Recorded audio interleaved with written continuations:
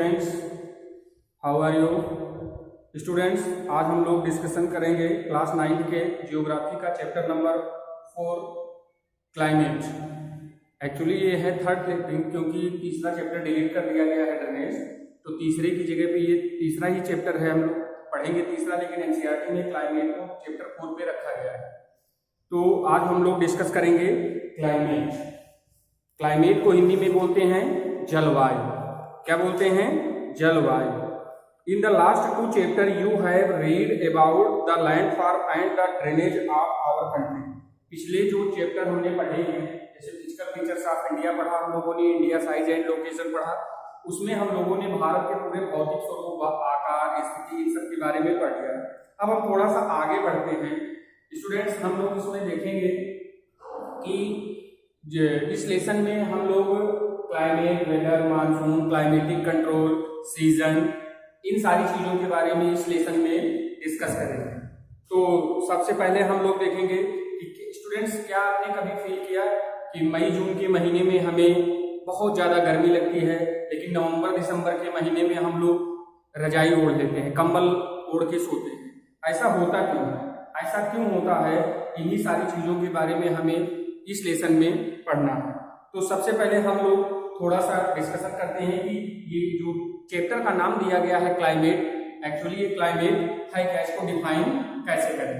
आपके एनसीईआरटी के page number है आपका 26, उसमें सेकेंड पैरा पे इसको डिफाइन किया गया है। उसमें लिखा गया है कि the sum total of weather condition, the sum total of weather condition and variation over a large area for a long period of time. Time कितना? More than 30 years. मतलब ये है कहने का कि कुछ स्पेसिफिक एरिया होता है जहां पे जो जलवायु होती है हमारी, एक ऐसा विशाल टाइम होता है जिसकी समयावधि 30 वर्ष से अधिक होती है। उसमें हम मौसम की अवस्थाओं तथा विविधताओं का जो एडिशन होता है, जो कुल योग होता है, उसी को हम क्या कहते हैं? जलवायु। आपको ध्यान देने की जरूरत यह है कि जलवायु सडनली चेंज नहीं होती, इसके लिए एक लॉन्ग टाइम की जरूरत होती है, लॉन्ग टाइम टेकन प्रोसेस होता है, उसमें बहुत सारी वेरिएशन होती हैं। तो जो मोर देन 30 ईयर्स के बाद हमारी वेदर कंडीशन चेंज होती है, उस चीज को हम जनरली क्या बोलते हैं? क्लाइमेट। तो डेफिनेशन को दोबारा से रीड करते हैं। लिखा गया है बोर्ड में, देखेंगे the sum total of weather condition and variation over a large area for a long period of time more than 30 years are called climate. अब थोड़ा सा आगे बढ़ते हैं। दूसरा है हमारा टर्म वेदर। वेदर क्या होता है?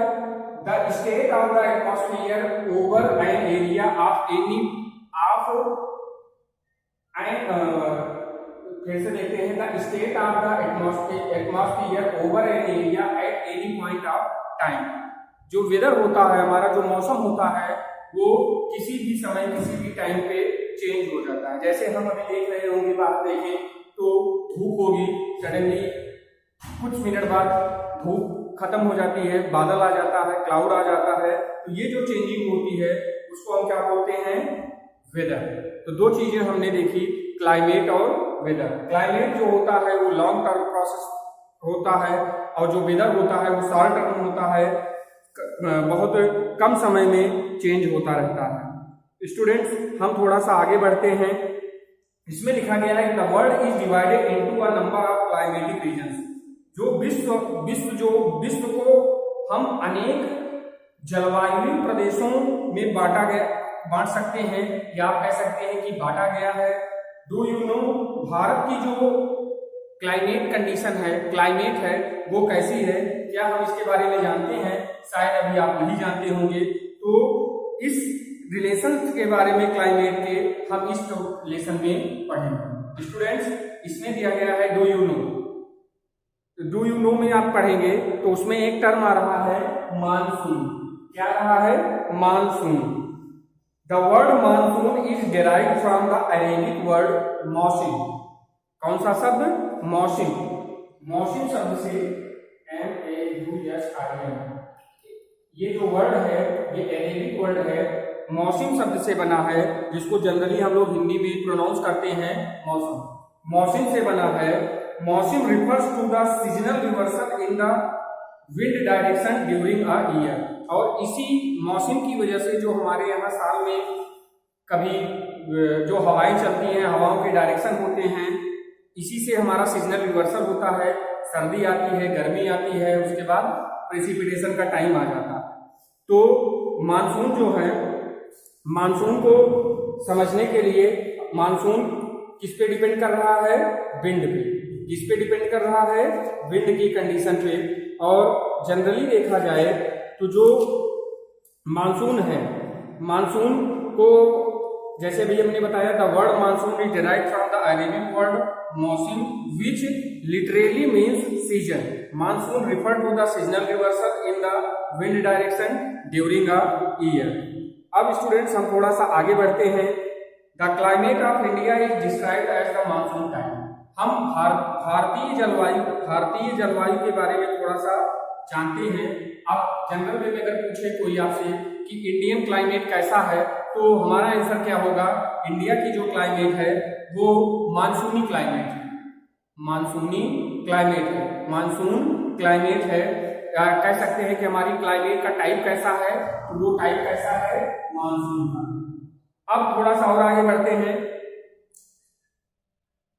जो एशिया में अगर देखा जाए तो अगर कॉन्टिनेंट की बात किया जाए तो इंडिया हमारा एशिया कॉन्टिनेंट में है, साउथ डायरेक्शन में है। यहाँ पे स्पष्ट रूप से डिफरेंट स्टेट में डिफरेंट डायरेक्शन की विंड चलती है। हर मौसम में अलग अलग दिशाओं, अलग अलग एरिया में अलग अलग मौसम होते हैं। गर्मियों में आप देखे होंगे कि राजस्थान के जो डेजर्ट होते हैं वो 50 डिग्री सेल्सियस से ज्यादा के हो जाते हैं उनके टेम्परेचर, जबकि उसी समय सर्दी के में देखें तो जो जम्मू कश्मीर का इलाका है, श्रीनगर का इलाका है, वहां पे टेम्परेचर माइनस में चला जाता है। उसी हिसाब से देखें तो जो ये हमारे यहाँ का क्लाइमेटिक कंडीशन है, ये 2 पॉइंट पे डिपेंड करता है। पहला पॉइंट है टेम्परेचर और दूसरा टाइम है प्रेसिपिटेशन। पहला पॉइंट क्या है? टेम्परेचर, और दूसरा पॉइंट है क्या? प्रेसिपिटेशन। डू यू नो, आपकी बुक में ही दिया गया है, in certain places there is a wild differences between day and night. इसमें दिखाया गया है कि कुछ क्षेत्रों में रात और दिन के तापमान में अंतर होता है।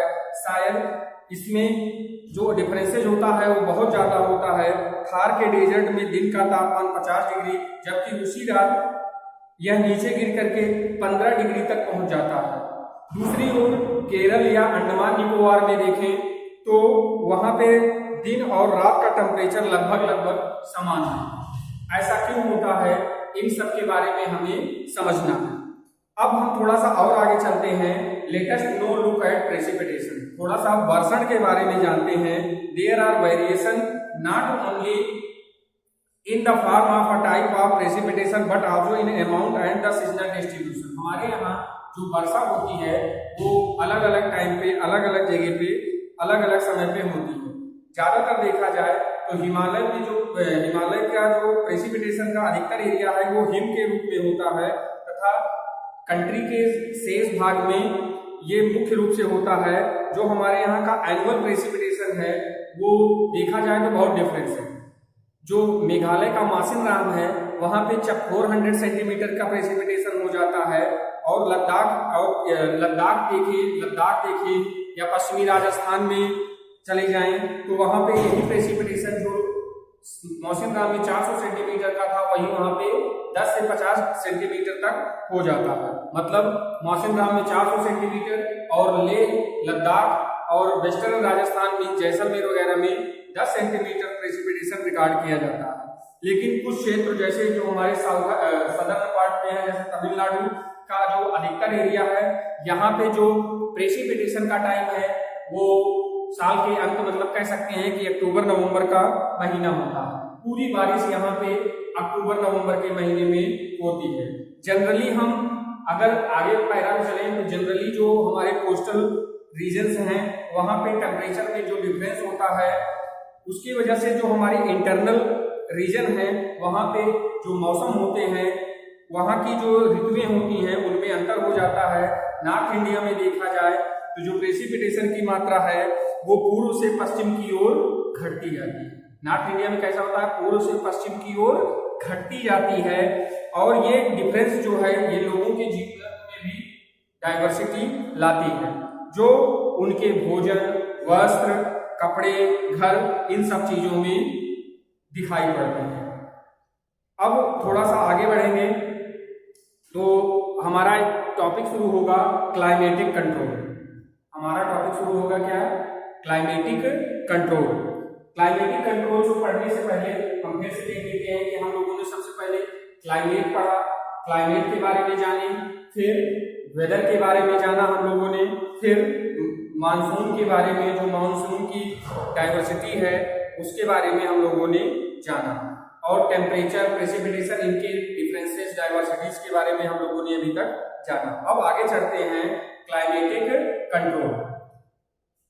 किसी भी एरिया की जो क्लाइमेट होती है उसको कंट्रोल करने के लिए कुछ फैक्टर होते हैं। क्या होते हैं, फैक्टर होते हैं। और एनसीईआरटी के अकॉर्डिंग जो इंडियन क्लाइमेट है उसको कंट्रोल करने के लिए 6 फैक्टर है। कितने फैक्टर हैं, 6, जिसमें से सबसे पहला क्या है, जो 6 फैक्टर है उनमें सबसे पहला है क्या, लैटिट्यूड। सबसे पहला क्या है, लैटिट्यूड। दूसरा क्या है, अल्टीट्यूड। दूसरा क्या है, अल्टीट्यूड। तीसरा क्या है, प्रेशर एंड विंड सिस्टम। पहला मैंने बोला लैटिट्यूड, दूसरा मैंने बोला अल्टीट्यूड, तीसरा मैंने बोला प्रेशर एंड विंड, फोर्थ है distance from the sea, fifth है ocean currents and relief features. Ocean current and relief features. अब इनके बारे में थोड़ा सा समझते हैं। Due to curvature of the earth, अगर हम पृथ्वी की गोलाई के, पृथ्वी कैसी है, गोल है, एक शेप में है, राउंड है। पृथ्वी की गोलार्ध के कारण, हेमिस्फीयर के कारण जो हमें एनर्जी रिसीव होती है वो हमें किससे रिसीव होती है, लैटिट्यूड से। जब कोई व्यक्ति पृथ्वी की सतह से ऊंचाई की ओर जाता है, इसमें लिखा गया है ना कि as one goes from the surface of the earth higher altitudes, जब कोई भी व्यक्ति पृथ्वी की सतह से ऊपर की तरफ जाता है तो ध्रुवों की ओर वो सामान्यतः उसका क्या होता है, विषुववृत्त के जो ध्रुव हैं उस ओर वो घटता चला जाता है। जब कोई व्यक्ति पृथ्वी की सतह से ऊंचाई की ओर जाता है तो वायुमंडल की सघनता जो होती है वो कम हो जाती है और टेम्परेचर रिड्यूस हो जाता है। टेम्परेचर क्या होता है, कम हो जाता है। इसलिए पहाड़ियां गर्मी के मौसम में ठंडी होती हैं। इसीलिए क्या है, जो हिली एरियाज हैं वो ठंडे होते हैं। और किसी भी क्षेत्र का जो प्रेशर होता है, जो विंड होती है, वो उस स्थान की लैटिट्यूड और अल्टीट्यूड पर डिपेंड करती है। लैटिट्यूड और अल्टीट्यूड पे डिपेंड करती है। देयरफॉर टेम्परेचर और प्रेसिपिटेशन का जो डिस्ट्रीब्यूशन है वो इन सबको इफेक्ट करती है। जो ओशियन का क्लाइमेट है उस पे अगर हम देखें तो जनरली जो प्रभाव पड़ता है, जैसे हम देखते हैं कि समुद्र से जैसे जैसे हमारी दूरी बढ़ती जाती है उसमें ये प्रभाव टेम्परेचर का कम होता जाता है। लोग विषम मौसमी अवस्थाओं को, जैसे हमने देखा होगा कि जो कोस्टल एरिया होता है वहां पे गर्मी में बहुत गर्मी पड़ती है, ठंडी में बहुत ठंडी पड़ती है। जो हमारी ओशियानिक करंट है वो समुद्र से तट की ओर चलने वाली हवाओं के साथ जब जलवायु को प्रभावित करती है। एग्जाम्पल से हम समझें, एग्जाम्पल रूप में दिया गया है कि कोई भी तटीय क्षेत्र जहां ठंडी या गर्म ओशियानिक करंट फ्लो करती है तो वो समुद्र, वो तट गर्म या ठंडा हो सकता है। जो जैसा वहां का सीजन होगी वैसे वो रिफ्लेक्ट करेगा। अब थोड़ा सा आगे चलते हैं। फाइनली देखा जाए इसमें तो रिलीफ टू प्ले, किसी स्थान की क्लाइमेट को कंट्रोल करने के लिए वहां पे रिलीफ की बहुत इंपॉर्टेंट रोल होती है। ऊंचे पर्वत ठंडी अथवा गर्म वायु को अवरोधित करते हैं। यदि उनकी ऊंचाई उतनी ही हो तो वो वो वर्षा लाने वाली वायु के रास्तों को रोकने में सक्षम होते हैं, जिससे वहां पे वर्षा होने के कारण बनते हैं, जिससे वहां पे प्रेसिपिटेशन होता है। पर्वतों के पवन विमुख ढाल अपेक्षाकृत सूखे होते हैं। तो स्टूडेंट्स, हम लोगों ने अभी तक जनरली थोड़ा सा क्लाइमेटिक कंट्रोल के बारे में समझा। अब हम इसको एक्सप्लेन करेंगे अलग अलग पॉइंट को अलग अलग तरीके से, तब ज्यादा बात क्लियर हो जाएगी। तो जो इंडियन क्लाइमेट है उसको इफेक्ट करने वाले जो फैक्टर हैं उनके बारे में हम पढ़ेंगे। सबसे पहला है लैटिट्यूड। सबसे पहला क्या है? Latitude. The Tropic of Cancer passes through the middle of the country from the Rann of Kutch in the west to Mizoram in the east. जो हमारे यहाँ का ट्रॉपिक ऑफ कैंसर है वो देश के बीचों बीच में पश्चिम में कच्छ के रन से लेकर पूर्व में से मिजोरम से होकर गुजरती है। देश का लगभग आधा भाग ट्रॉपिक ऑफ कैंसर के जो सर्किल है उसके सदर्न में स्थित है, जो कैसा है? ट्रॉपिकल एरिया है।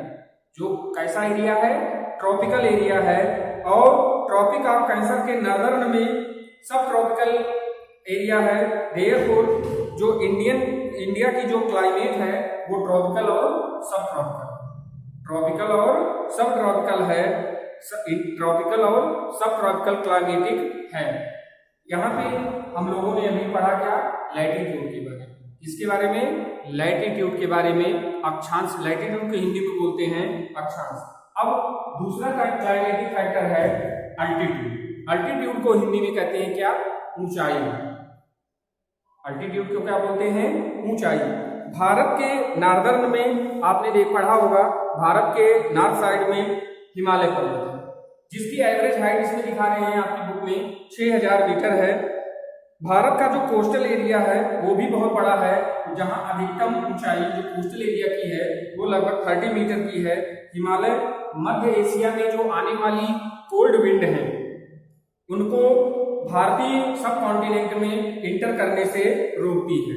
इन्हीं पर्वतों के कारण इस क्षेत्र में मध्य एशिया की तुलना में ठंडी कम पड़ती है। भारत में अब ऊंचाई, पर्वत अगर ऊंचे हैं तो वो हवाओं को आने से रोक रहे हैं, जिससे अपने यहाँ ठंडी कम पड़ रही है। ये एल्टीट्यूड का सबसे मेन फैक्टर इसमें समझ में आया। तीसरा है हमारा प्रेशर एंड विंड्स, वायु दाब और पवने। भारत में जो क्लाइमेट है या क्लाइमेट से रिलेटेड जो भी वेदरिंग कंडीशंस हैं वो डिफरेंट हैं।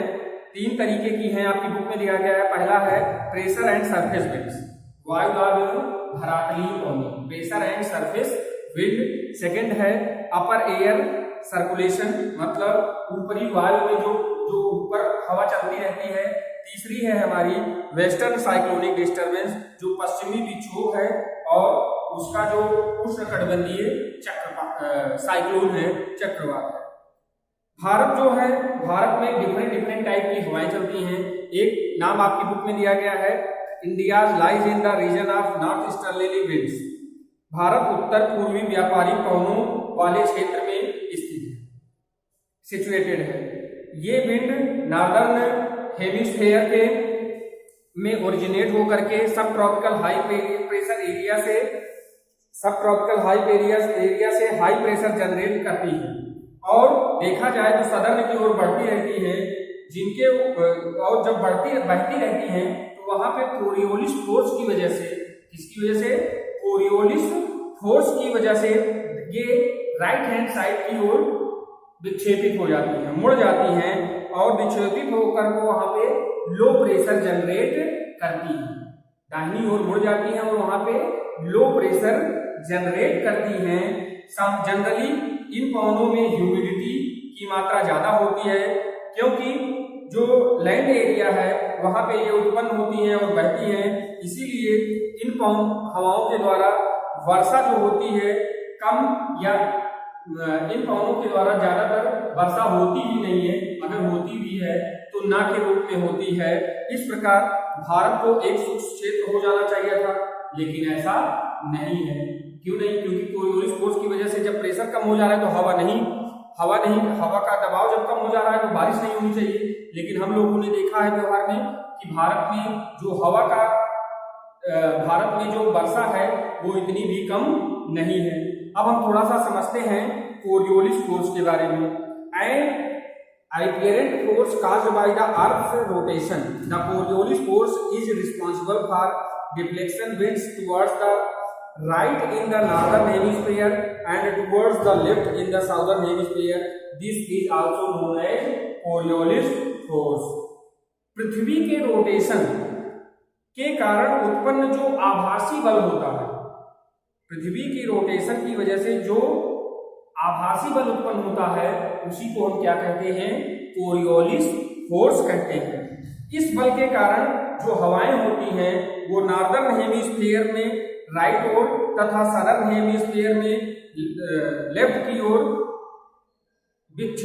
डिस्टर्ब हो जाती हैं। इसे फेरल लॉस कहते हैं। जो ये राइट और लेफ्ट की तरफ डिस्टर्ब हो रही है, विक्षेपित हो रही है, इसी को क्या बोलते हैं, फेरल्स लॉ, फेरल का नियम। अब थोड़ा सा आगे बढ़ते हैं। The upper air circulation in this region is dominated by a western, जो वहां पे ऊपरी पवन हवाएं चलती हैं, वहां पे जो ऊपरी हवाएं चल रही हैं वो ज्यादातर देखा जाए तो इस प्रवाह का एक जो मेन कंपोनेंट है वो है जेट स्ट्रीम। वो क्या है, जेट स्ट्रीम। जेट स्ट्रीम जो जेट स्ट्रीम है ये warm oceanic current, warm wind है, गर्म हवाएं हैं। इसके बारे में थोड़ा सा समझते हैं। किसके बारे में, जेट धारा, जेट स्ट्रीम के बारे में। जेट स्ट्रीम अप्रॉक्स 27 डिग्री से लेकर के 36 डिग्री तक का जो नॉर्दर्न लैटिट्यूड है उसके बीच में ये स्थित रहती हैं। इसे सब ट्रॉपिकल पश्चिमी जेट धाराएं भी कहा जाता है। भारत में ये जेट धाराएं ग्रीष्म ऋतु को छोड़कर पूरे साल भर हिमालय के दक्षिण की ओर फ्लो करती रहती हैं। इससे जो पश्चिमी जो वेस्टर्न फ्लो है उसके द्वारा देश के उत्तर पश्चिम भाग में बहुत सारे वेस्टर्न डिस्टर्बेंस होते हैं। अब हमको समझना है कि ये जेट स्ट्रीम है क्या। जेट स्ट्रीम को थोड़ा सा समझते हैं। ये एक सकरी पट्टी में, जेट स्ट्रीम क्या है, एक सकरी पट्टी में, सकरी दिख रहा है, दीज आर नैरो बेल्ट। सकरी पट्टी में स्थित जो हमारा एल्टीट्यूड है, वहां पे एल्टीट्यूड हमारा 12,000 मीटर से ऊपर का है, स्पेशली ट्रोपोस्फीयर में। जो ट्रोपोस्फीयर है वहां पे जो पश्चिमी हवाएं चलती हैं इनकी गति समर के टाइम पे 110 किलोमीटर की रहती है पर आवर रहती है, जबकि सर्दी के समय, गर्मी के समय में 110 किलोमीटर पर आवर, जबकि सर्दी के टाइम पे 180 किलोमीटर पर आवर होती है। बहुत सी अलग अलग जो जेट स्ट्रीम हैं उनको पहचाना गया है। उनमें सबसे स्थिर मध्य अक्षांशीय एवं सब मतलब कह सकते हैं कि जो सब ट्रॉपिकल जेट स्ट्रीम है वही है। मतलब गर्मी के समय में इनकी स्पीड 110 किलोमीटर पर आवर और सर्दी के समय पे 180 किलोमीटर की स्पीड होती है इस जेट स्ट्रीम की। और जेट स्ट्रीम है क्या, यह एक नैरो बेल्ट, यह एक नैरो बेल्ट में हाई एल्टीट्यूड के बीच में जो हवाएं चलती हैं, कह सकते हैं कि ये एक सकरी पट्टी में स्थित छोप मंडल में, ट्रोपोस्फीयर में हाई एल्टीट्यूड पे जो पश्चिमी हवाएं होती हैं उन्हीं को हम क्या कहते हैं, जेट स्ट्रीम। उन्हीं को हम क्या कहते हैं, जेट स्ट्रीम। अब थोड़ा सा इसी में समझ लेते हैं वेस्टर्न डिस्टर्बेंस के बारे में। वेस्टर्न डिस्टर्बेंस क्या है, वेस्टर्न साइक्लोनिक डिस्टर्बेंस है। The western cyclonic disturbance are weather phenomena of the winter month brought in by the westerly flow from the Mediterranean region. जो हमारा पश्चिमी चक्रवाती विक्षोभ है, सर्दी के महीनों में ये उत्पन्न होता है। पश्चिमी साइक्लोन, वेस्टर्न साइक्लोन डिस्टर्बेंस भूमध्य सागरीय क्षेत्र में आने वाले पश्चिमी प्रवाह के कारण होता है। ये जनरली भारत के नॉर्थ और नॉर्थ वेस्ट में के क्षेत्रों में प्रभावित करते हैं। सब ट्रॉपिकल साइक्लोनिक वेस्टर्न के साथ साथ ये अक्टूबर और नवंबर के महीने में इनका डिस्टर्बेंस ज्यादा होता है। इसी की वजह से हम देखते हैं कि हमारे नॉर्दर्न एरिया में कभी कभी सर्दी के मौसम में बारिश होती है, तो उसका मेन कारण क्या होता है, यही वेस्टर्न साइक्लोनिक डिस्टर्बेंस। इन्हीं वेस्टर्न साइक्लोनिक डिस्टर्बेंस की वजह से हमारे यहाँ जो है वो ठंडी के टाइम पे भी बारिश होती है। तो स्टूडेंट्स, आज हम लोगों ने इतनी सारी चीजें पढ़ी हैं, शायद आपको ये समझ में आ गया होगा। अगर कोई समस्या है तो कमेंट सेक्शन में हमें कमेंट करेंगे, हम उसका सलूशन आपको देंगे। तो स्टूडेंट्स, आज के लिए इतना ही। नेक्स्ट वीडियो में हम लोग इंडियन मानसून से स्टार्ट करेंगे। आज के लिए इतना ही। Thank you for listening me and watching me. Thanks.